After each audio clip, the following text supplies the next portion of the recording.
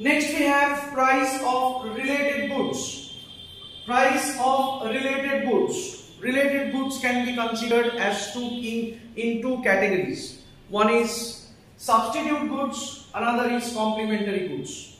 Substitute goods, say tea and coffee. Substitute goods, say dairy milk and Kit Kat. So if you consider your commodity in question as dairy milk, commodity X. Now if the price of Kit Kat increases, the demand for dairy milk also increases. That's the relation. So if the price of the substitute good increases, the demand for the commodity in question, our concerned commodity, which is a substitute of that, the demand for this commodity also increases. On the other hand, say for example car and fuel. Fuel is the, say car is the demanding commodity in question, and fuel is the commodity Y. So if the price of fuel increases, the demand for car decreases. If the price of complementary good increases, the demand for the commodity in question, the demand for X decreases. Price expectations. If you expect the price to increase in near future, if you expect the price to increase in near future of the commodity, then presently you demand more.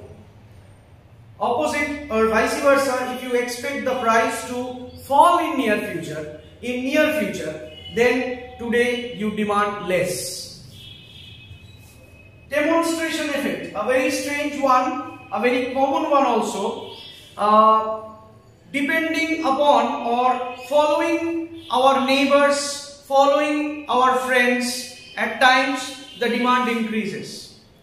Following, suppose your friend has purchased a very expensive cell phone, and to be at par with your friend to maintain a balance, that I also need to purchase that expensive good. So the demand for that good also increases. So it's like seeing someone else, following someone else. If the demand increases or decreases, then we call it a demonstration effect. So demand for a commodity also depends upon the demand for other people's choice, or demand for other people affecting the demand. Other people demanding a commodity, you follow that. That is known as the demonstration effect.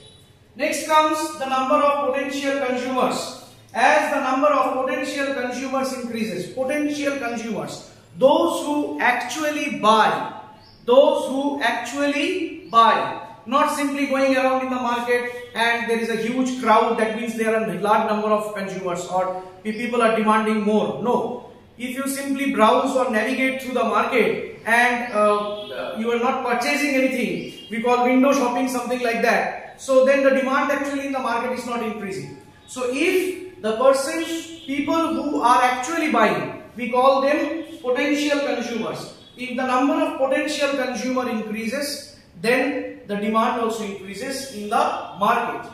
And government policy, say for example taxes have increased, and if the taxes are increased, the money at my hand which I can spend, we call it disposable income, decreases. If the taxes are increased, my disposable income decreases, so I demand less. So due to heavy taxation, the demand also decreases. The reverse also takes place. If there are subsidies given, then people do demand more at times. So government policy is also depending upon the taxation and subsidies. The government policy is also a factor upon which the demand depends.